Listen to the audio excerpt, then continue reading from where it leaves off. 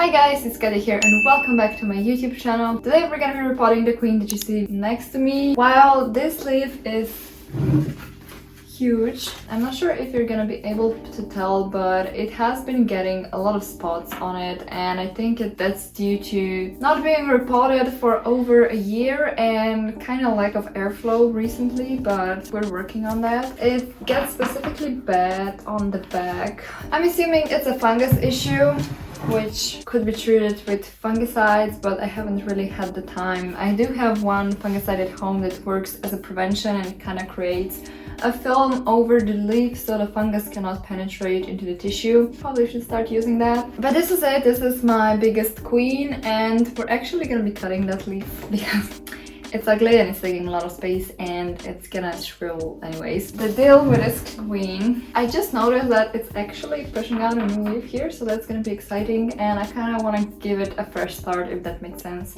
It does have a very long stem which could be propagated, but I'm not really gonna risk it on her. Why the fuck you lying? Why you always lying? Now if we check at the root situation, you are gonna be able to see that it does have really good roots. What we're gonna be doing today is just swapping the media and cutting this leaf. I will try and make a leaf skeleton out of that. I think that would be dope, but I really have to remember to refill the water into my water skeleton setup because it has now dried up many times. The mix that I have is basically a mix of everything that I had at home. We have perlite, fine bark, there's a little bit of potting soil. I also added some chunky bark because I found that the queen's kind of like that. I will put some osmicote on top, and now let's go and repot it. Behold my professional repotting setup. The first things first, we are gonna be cutting the leaf. So we're saying bye-bye to this. It's actually really huge, and I think it has like roughly about 50 centimeters, maybe a little less. But it is really wide. If you look at it, you can probably see the spots a little bit better now. It's the back is especially ugly, so this is why we're just gonna snip. Voila, there it is. We'll save it for later and try to attempt and make a leaf skeleton out of that. If you're interested in leaf skeletons, I've done a how-to guide and you can try and attempt it. It's really fun, also kind of disgusting, so just so you know. I will actually cut the petiole a little bit more closer to here, just so we don't have this. Oh, that's juicy. Voila, queen in her true form. The petioles are actually kind of thick. Now I'm gonna go and remove the soil from this into my mix of soil. Recommended that you squeeze it a little bit.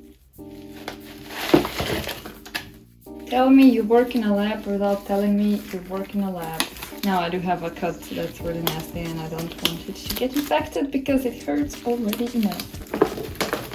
Do I propagate it? Do I? Maybe. Perhaps. Maybe.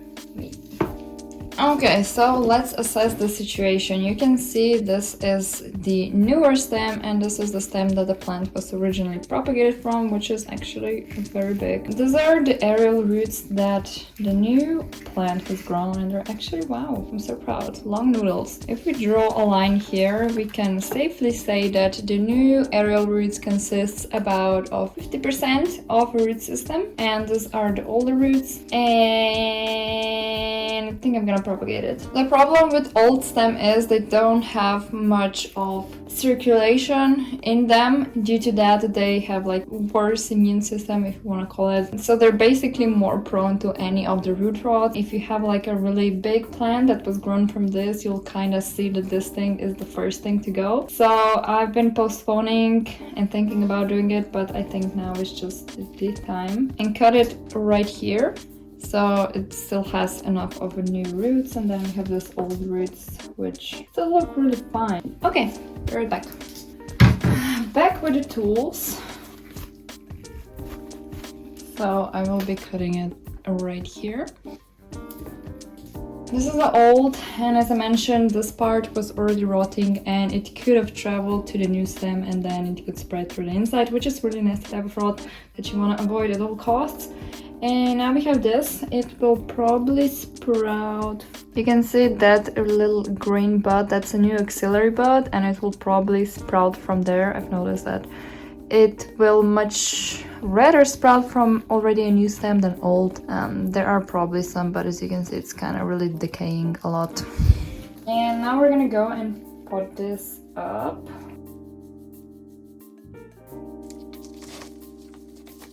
The issue that I had is that previously, like, this whole top portion of the stem was exposed to the air, which I had to like air layer it so the new roots could grow inside. Okay, we have one. We will water it in a little bit. And now to deal with the second part. For this one, I will be potting it back into the same pot. So I want the top portion of the stem to be exposed to the air so that I can observe it to see if it starts rotting. And there is that part that should hopefully sprout a new shoot. I will be sure to update you on this one. This one is my baby. I will be keeping it. Hopefully it won't be too mad about me propagating and repotting it at the same time. This one I will be most likely selling. Hopefully this video was useful. If it was, please give it a like and hit the notification button, and I'll see you next time. Bye!